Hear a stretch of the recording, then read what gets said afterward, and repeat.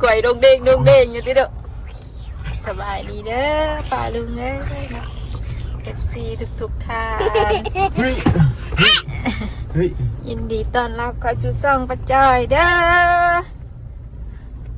พ่อไปน้ำดอกพ่อไปเพื่อนพาอยู่เพื่อนป่าโดดพ่อสบายดีกันหนูสบายดีสบายดีแม่โดยขอบใจเด้อที่บอกพังความเด้อ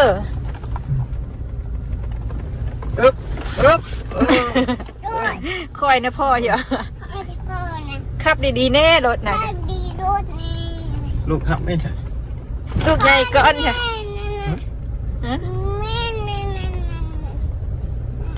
ลูกใหญ่ก้อนจ้ะไอพ่อนอนอยู่รถจ้ะบ้านจะขับเองขับเองจ้ะขับเองจ้ะลูกสิไปไซนี่นะพ่อเชื่อนดีได้นะพ่อเชื่อนดีได้นะบอลแมนนี่ลูกเลยเราเฮือนปะตานั่นเชื่อนจ้ะจักไอ้จังลูกเราก็ลืมเลยลืมซื้อแล้วลืมซื้อแล้วแหละเห็นมาเพื่อนเห็นมาเพื่อนอยู่บ่เพื่อนเกี่ยวข้าวไปจ้ะเพื่อนน้องเพื่อนยังวะเพื่อนเข่าวะเพื่อนข้าวหอม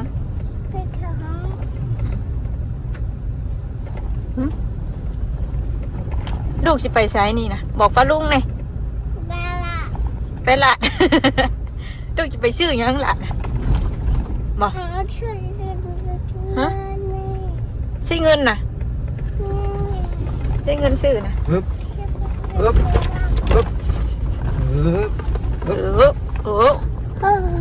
โอ้ยอยากนอนเหรอบอนี่นอนเหรอบอเฮ้ย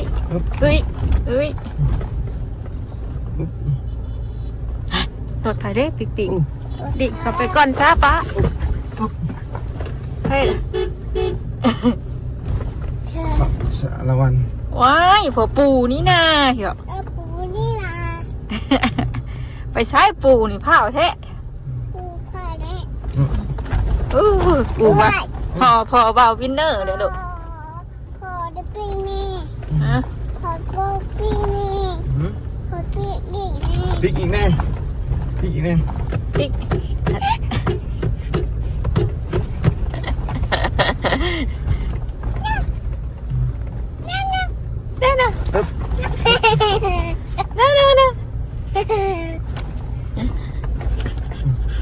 ลูกว่าดีใจบ่พอมานะ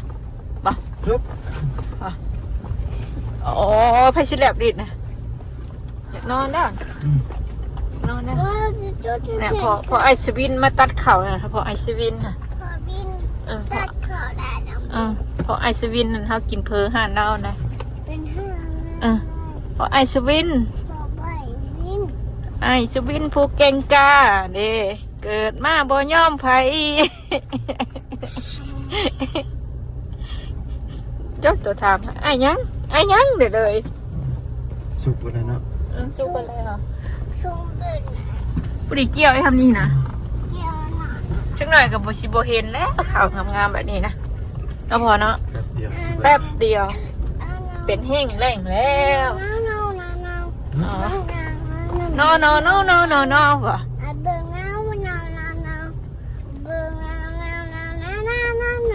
นับให้ป้าลุงทักเลยที่ได้พอรถเขามาเกี่ยวแบบนี้นะพ่อมาดีนะเพื่องมันอยู่ใช่ปะนี่ดิใช่โอ้บริเพื่องเลยแบบนี้เนาะนอกจากคุบไปให้งัวกินด้วยมือกันมาปั่นเนาะบริเพื่องแบบนี้รูปแบบนี้ปูเขาเลี้ยงงัวนี่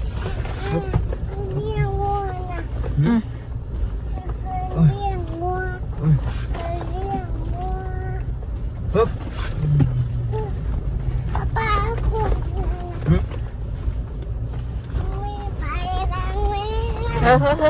โอ้ยยังเจ็บท้องว่ะ อืม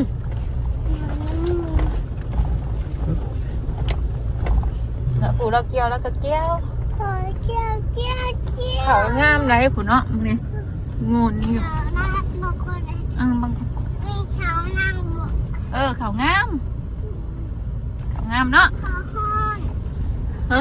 เขาไม่ห้อน ฮอนบ่อ้าว ฮึบ อ้าว ฮึบ ปั๊มเอให้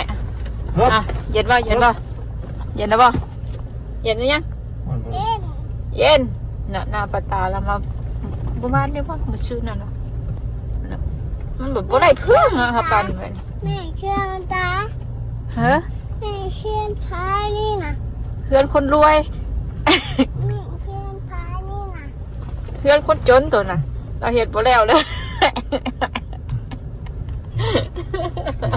แต่ถามจะพูดถามอยู่จนว่าจักสิตอบว่าแล้วได แม่เชื่อพายนี่นะ เพื่อนป้าลุงเนาะ แม่เชื่อพาย นั่นก็เพื่อนป้าลุงเพื่อนป้าลุง แม่เชื่อพายนี่นะ เบิ่งดูอาทองบ่นะทะเลแม่นบ่ ฮึบ แม่นบ่ ฮึบ บ่แม่นอาทอง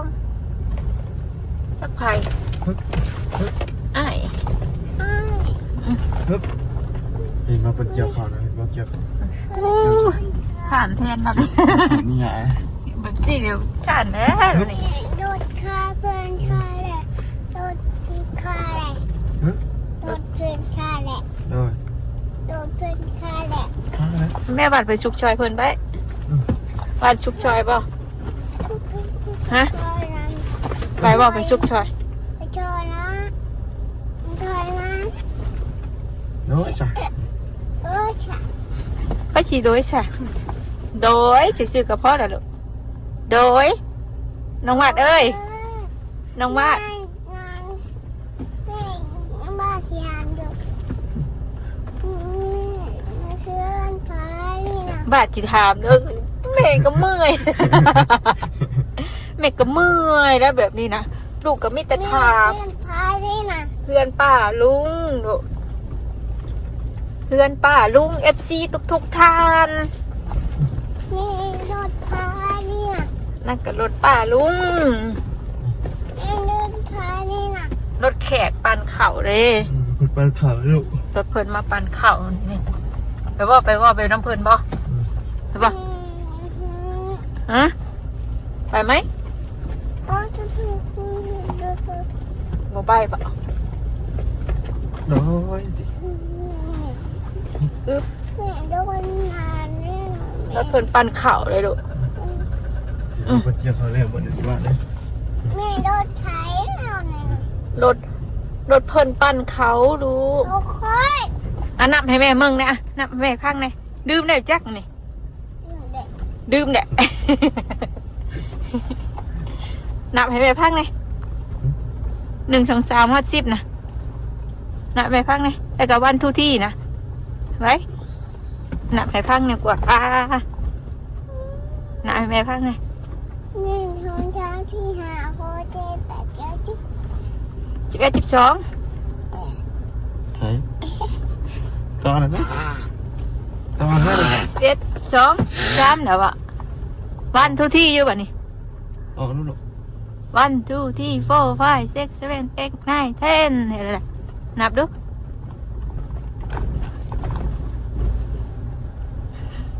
เฮ้ยสามีเพิ่นดีใจเนาะ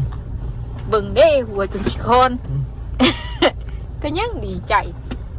เบิ่งทางโบกเวก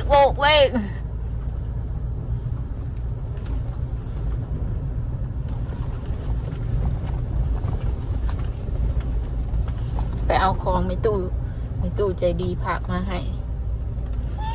มาหอดเลยมีอย่างเด้ของวัสนานี่ป่ะมีของเล่นจักไม่ตู้ผักมาให้นี่มาหรอก แม่รถไฟน่ะ โมเมนต์พอไอแลนดี้ป่ะ แม่น โมเมน ร ต์ ถศูนย์ รถโจรบ่แบบนั้น แต่ว่าก็เจ้าคุ้มหน้าคุ้มตาแล้วแม่นโจรนั่นนะเดี๋ยวนี้นะ โมเมนต์คนบ่นั่นนะ แม่นคน โจรใช่ป่ะ โคตรโจรน่ะ โจรที่โด โจรลง ร้อนบ่ลูก ลงเอาของกันเด้อยานพามันคำเลยมายังปิด จ้า ติ๊กตักติ๊กตักติ๊กตักติ๊กตักติ๊กตักติ๊กตักติ๊กตัก แม่อันนี้คือแม่เป็นไม่โดนเจ็บเป็นเหรอ เออ แม่ ขอบใจมีตู้อ่ะนางขอบใจตู้อยู่ขอบใจตู้ดูตู้ผักของมาให้นะขอบใจเด้อตู้ค่ะ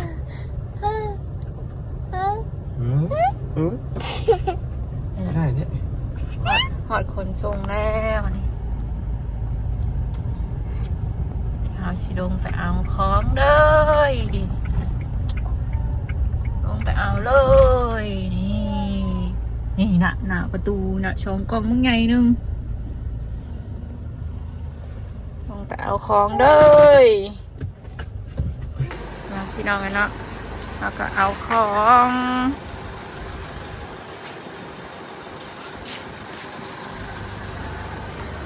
กล่องมันใหญ่พี่น้องเลยเนาะมาหอด2 มื้อได้แหละแต่ว่าบ่ได้ออกมาเอามันเอาเมื่อบ่ได้มอไซค์เนาะ2 กล่อง2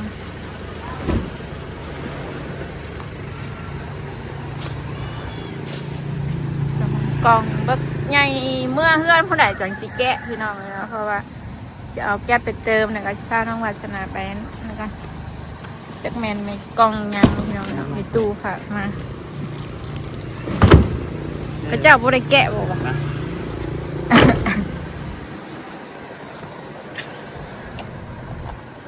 ไป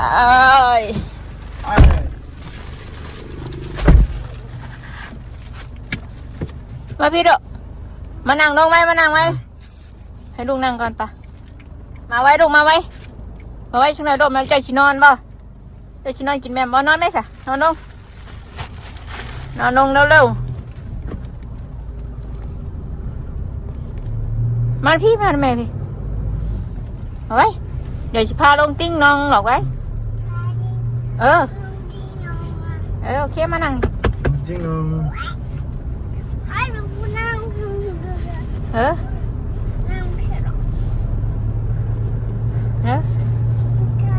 ค่อยนะ ค่อยกับมานั่งก่อนลูกมานั่งก่อน ค่อยไว้ลูก พอนั่งบ่ซะ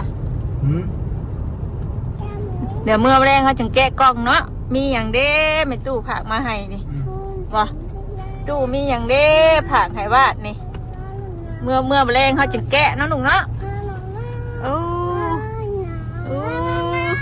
มีของดินวาดจักกันนี่บ่กล่องใหญ่ๆนี่บ่ลูกทูจ้าว่าทูจ้าตู้ก่อนทูจ้าไหมจ้าเลยตู้ขอบใจหลายๆเลยตู้ ตู้ใช้นาแล้ว ไอ้ตู้อยู่ดีมีแห้งเด้อ ตู้เฮงตู้ หักบาดน้อยๆหักนานๆเด้อตู้อย่า ได้หน่อยงานเด้อ ตึ้ม เดี๋ยวเมื่อแรงก็เด้อหลานสิแกะมึงเด้อตู้ค่ะ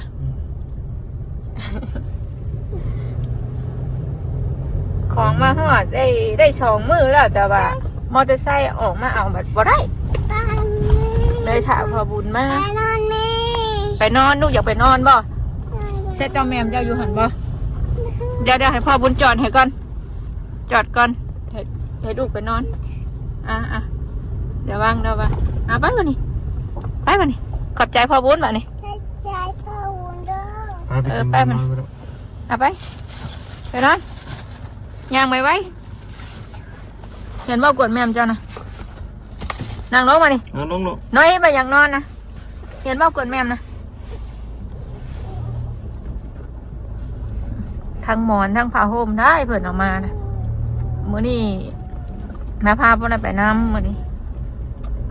3 คนแม่ลูก3 คนพ่อลูกบ่ลูก 3 คนพ่อลูกอันนี้โอ้ยลืมเอาเงินได้อันเจ๊ไปเปลี่ยนนะเวต้าเนาะไม่ได้เงินขาดหัวขาดไถ่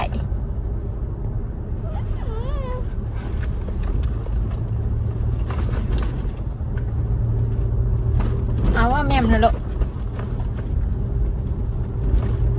มาปั่นเข่าว่า อึบเบิ่งกันไปเอาแม่มกินแม่มแล้ว แต่ว่าเนี่ย จะโมไปน้ำกันสิประมาณนี้นอนพ่อบุญเดี๋ยวพ่อบุญเอากระจกขึ้นนอนแล้วเปิดเตะให้ตบตัวออกนะแน่ตัวสลด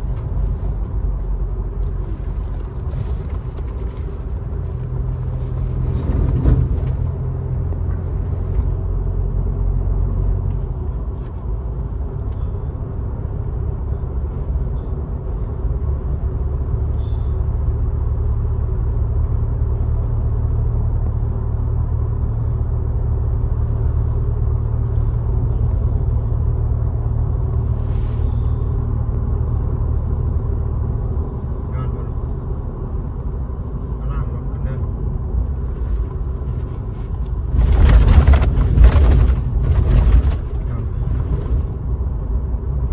นั่งรถบอกกับป้าตัวของได้ใช่ปะตะกงตะแก๊สอีกนะ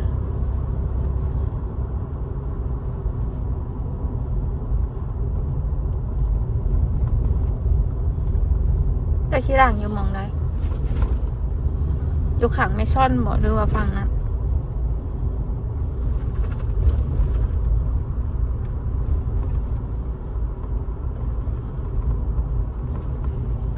ฝนชิตกห้ามกองไม่จอยได้บะเดินมาเลย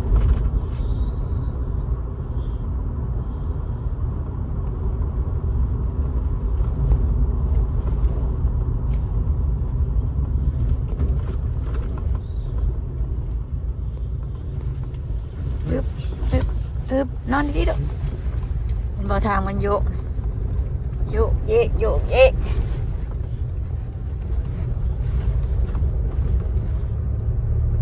ทางยกเยก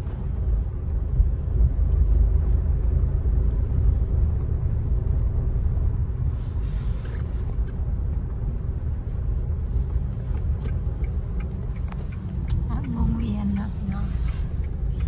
ชิตาพ่อบุญล่างรถแล้วบัดนี้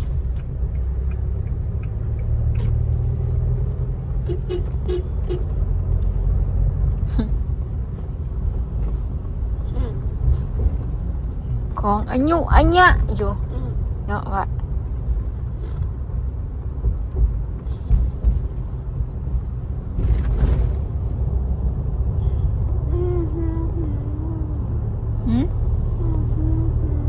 ใช่ลูก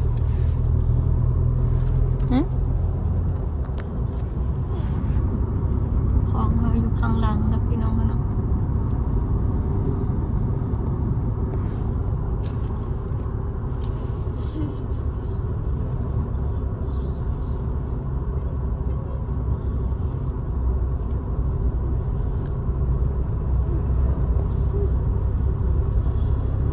จุ๊งจิ้ง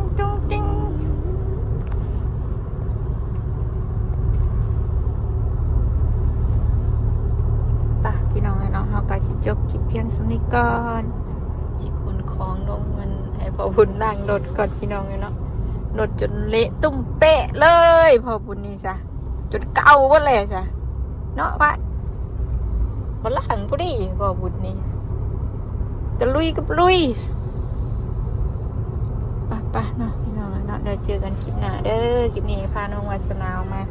นำพ่อบุญใบดีกันเนาะ